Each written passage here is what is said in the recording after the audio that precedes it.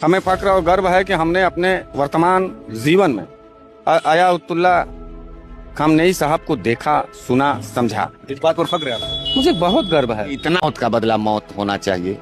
रमजान के पाक महीने में पापियों ने इस तरीके का पाप किया है खामनेई साहब का हत्या करके कि वो कभी ना कुरान में माफी के लायक है और ना ही रामायण में माफी के लायक। हमने सुना है वैश्विक स्तर पर तमाम राष्ट्राध्यक्ष अपनी जान को बचाने के लिए बंकरों का सहारा लेते थे, जमीनों के नीचे छुप जाते थे, देश छोड़ के भागे हैं।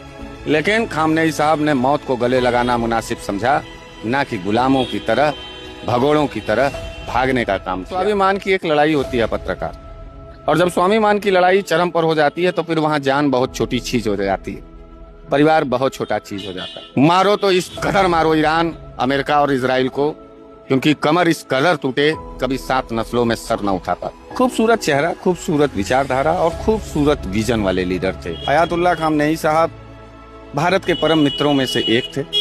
भारत के लिए हर समझौता वो करते थे। और मैं ईरान के लोगों से माफी मांगना चाहता हूं कि अभी तक भारत का कमजोर प्रधानमंत्री, डरपोक प्रधानमंत्री, कायर प्रधानमंत्री अपने परम मित्र ईरान के सुप्रीम लीडर के मौत के बावजूद उन्होंने अपना एक भी प्रतिरोध प्रतिक्रिया दर्ज नहीं कराया। लेकिन हम भारत के लोग स्वर्गीय आयातुल्लाह खामनेई साहब की मौत पर काफी दुखी हैं। उन्होंने अपने राष्ट्र के प्रति, अपने माटी के प्रति, अपने देश के प्रति अपनी जान को कुर्बान किया, लेकिन अपने राष्ट्र के लोगों का सर झुकने पर मजबूर नहीं किया, झुकाने पर मजबूर नहीं किया, उन्हें गुलाम नहीं बनने दिया। झुके नहीं, गुलाम नहीं बने।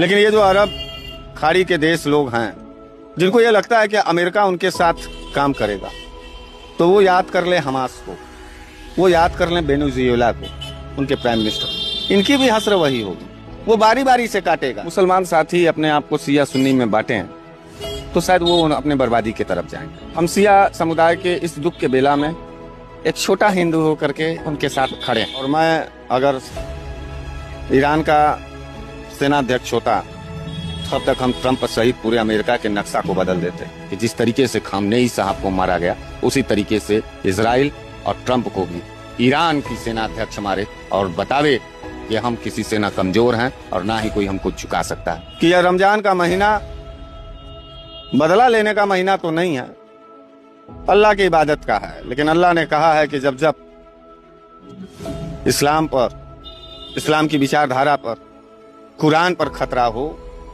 तो उस वक्त भी कलेजा खोल करके लड़ाई और जंग में जाना चाहिए और अपने राष्ट्र, अपने देश, अपने नेता के मौत के खिलाफ एक बड़ा जंग का ऐलान करना चाहिए और ईरान को करना चाहिए।